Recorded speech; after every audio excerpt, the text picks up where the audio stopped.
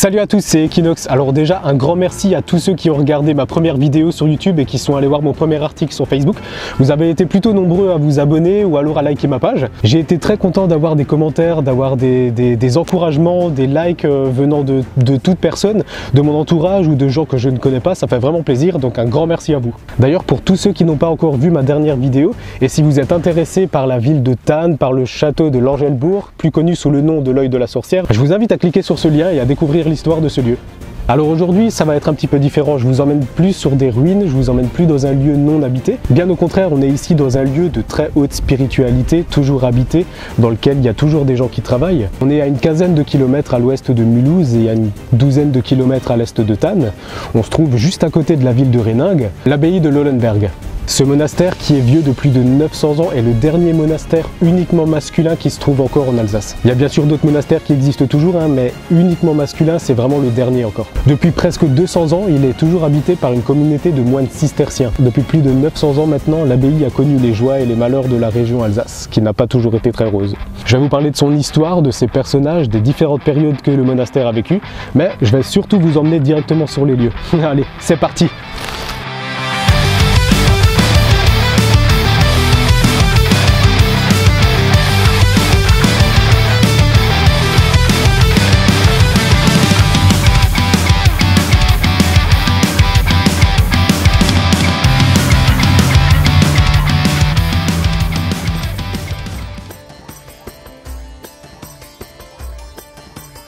L'abbaye Notre-Dame de Lohlenberg a été fondée en 1046. À la base, c'était un prieuré de chanoines qui respectait la loi de Saint-Augustin. Elle a été fondée à la base par Heilwig de Dabo, comtesse d'Egisheim, et mère d'un certain Bruno d'Egisheim, qui était plus connu sous le nom de Léon IX. C'était un pape alsacien à l'époque. La comtesse aurait fait construire ce monastère pour le repos d'un de ses autres fils, un certain Gérard, mort tragiquement au cours d'une querelle avec le comte de Ribeaupierre. Son autre fils, le pape Léon IX, est venu en 1049 pour venir consacrer l'abbaye. À la base, le monastère était d'abord mixte, donc il y avait aussi bien des hommes que des femmes. Le couvent suivait alors la règle de Saint-Augustin. C'était également un lieu de pèlerinage grâce à la présence des reliques de Saint Romain déposées par la famille d'Egisheim lors de la fondation du couvent. L'abbaye est prospère pendant plusieurs siècles, mais en 1273, les moniales, plus connus sous le nom de bonnes sœurs ou nonnes, quittent le couvent pour Cernay. C'est avec les guerres du XIVe siècle que l'abbaye connaît ses premiers problèmes graves qui ne firent que s'empirer jusqu'au XVIe siècle. En 1626, l'abbaye passa au collège des jésuites de Fribourg-en-Brisgau, puis à l'université de cette même ville en 1774. Les parties de l'église aujourd'hui classées dans le registre des monuments historiques, dont la nef, datent de cette époque. À la Révolution française, les bâtiments de l'abbaye furent vendus à un industriel mulhousien. Revendu en 1821 à un prêtre, l'ex-monastère devint alors un pensionnat de jeunes filles. Cette époque a été de courte durée parce qu'en 1825, l'abbaye a été reprise par un groupe de moines cisterciens et passe donc à la règle des bénédictins qui est toujours suivie aujourd'hui. Mais d'ailleurs, c'est bien beau de parler des cisterciens, mais c'est quoi les cisterciens ?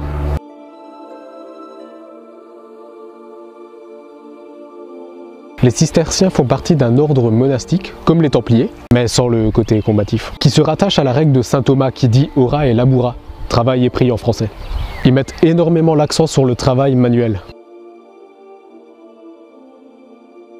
C'est une branche cousine très proche des bénédictins et ils sont très répandus en Occident depuis le XIIe siècle. L'ordre a été fondé en 1098 par un certain Robert de Molem à l'abbaye de Cîteaux près de Dijon. Il existe deux grandes familles de cisterciens, donc les cisterciens de la commune observance qui sont un petit peu moins nombreux que les deuxièmes, et les cisterciens de la stricte observance, plus communément appelés, et là je suis sûr que tous les amateurs de bière connaissent ce nom, les trappistes. Les moines de Lohlenberg font donc partie des trappistes. Ils sont généralement habillés en noir et blanc avec une ceinture en cuir brune. Quelques particularités de ces trappistes, c'est qu'ils mettent vraiment l'accent sur la prière, la solitude, le travail manuel et le silence.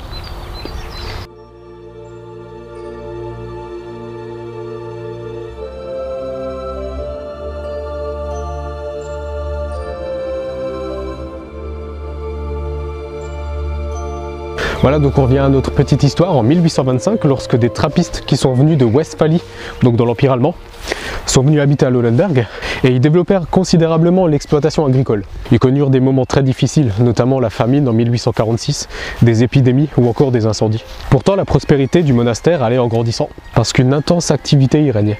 En plus de la ferme et du moulin qu'ils avaient développé, il y avait une brasserie, une fromagerie, une boulangerie et une imprimerie. Presque tous les métiers étaient représentés, il y a même une grande bibliothèque très riche qui existe toujours aujourd'hui, assez réputée pour le Leuenberg, qui a été construite à ce moment-là par l'abbé, alors attention, nom allemand, Dom Ephrem van der Meulen, abbé de 1850 à 1884. Par la suite, le Leuenberg fonda une abbaye en Allemagne, près d'Aix-la-Chapelle, l'abbaye de Mariawald en 1862. Durant près de 70 ans, donc de 1825 à l'arrivée des trappistes jusqu'à 1895, une communauté de sœurs trappistines est venue les rejoindre. Le couvent est donc redevenu mixte à cette époque. Puis l'abbaye redevint définitivement masculin en 1895, quand ses sœurs ont quitté le Leuenberg pour se rendre dans une autre abbaye près de Strasbourg. La fin du 19e siècle était vraiment une période d'apogée pour le Leuenberg. Entre l'abbaye, le moulin, la brasserie, les exploitations agricoles, tout se passait bien, tout se développait bien. Les moines possédaient donc tout ce dont ils avaient besoin pour vivre et pour entretenir le couvent. Au début du XXe siècle, l'abbaye comptait 200 moines, 80 prêtres et 120 frères convers. Le Leuenberg était alors un centre religieux, intellectuel et économique très renommé, et sa bibliothèque riche attira de nombreux visiteurs. Malheureusement, les deux grandes guerres allaient mettre fin à cette ascension. Durant la Première Guerre mondiale, les bâtiments furent bombardés et les moines durent se disperser. La reconstruction fut difficile. Un groupe de moines d'origine allemande alla en 1925 s'établir en Autriche, à Notre-Dame d'Engelsel, au bord du Danube. Ils redonnèrent vie à cette ancienne abbaye cistercienne. Le Leuenberg connut une seconde destruction en 1944, aussi importante que la précédente. Le diocèse de Strasbourg et ses fidèles contribuèrent généreusement à la reconstruction, tandis que des moines venus de Zundert, aux Pays-Bas, vinrent épauler la communauté très éprouvée qui reprit vie et espoir. Au XXe siècle, le Leuenberg perd une grande partie de sa grandeur du XIXe siècle. Mais grâce au retour des résidents après la Seconde Guerre, l'aide des fidèles, du diocèse de Strasbourg et des moines cisterciens néerlandais, une nouvelle étape arrivait. Une partie de l'abbaye, notamment l'église avec sa nef, les deux parties de son transept, son chœur et son caveau funéraire, ont été inscrits au titre de monument historique en 1992.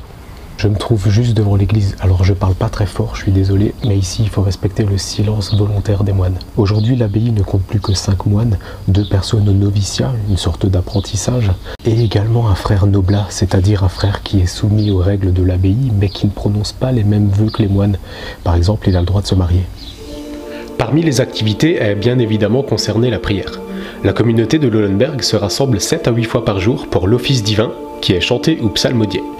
Ce sont les vigiles, après minuit, les laudes, les eucharisties, les tierces, les sextes, vers midi, les nonnes, les vêpres, et enfin les complis, le soir.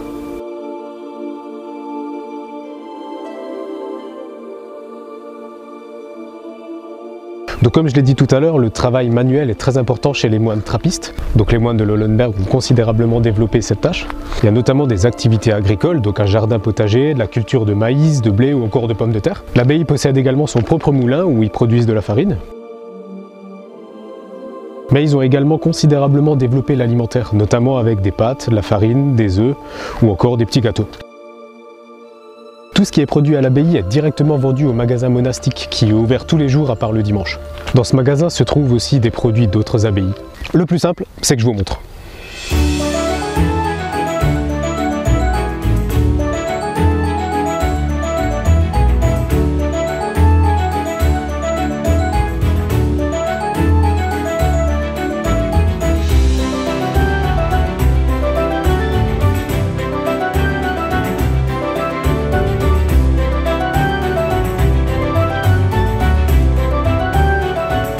Évidemment, comme tout gourmand, il fallait que je me fasse plaisir.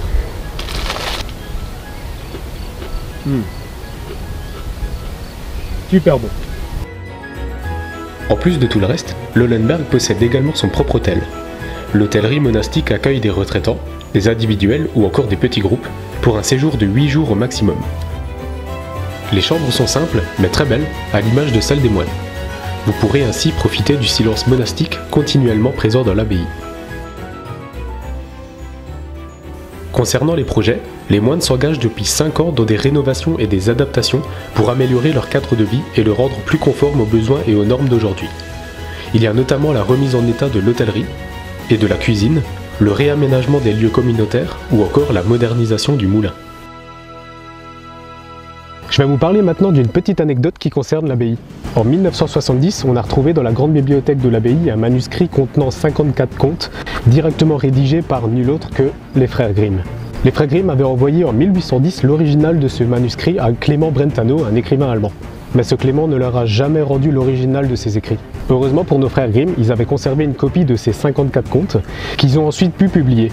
Mais c'est bien le document original écrit directement par les frères Grimm qui a été retrouvé dans la bibliothèque de l'abbaye. Ce livre, qu'on appelle manuscrit de 1810 ou directement manuscrit de Leulenberg, constitue la première version des contes écrits par les frères Grimm. Malheureusement aujourd'hui, il ne se trouve plus dans cette bibliothèque. Il se trouve à la fondation Martin Bodmer à Coligny, dans le canton de Genève en Suisse.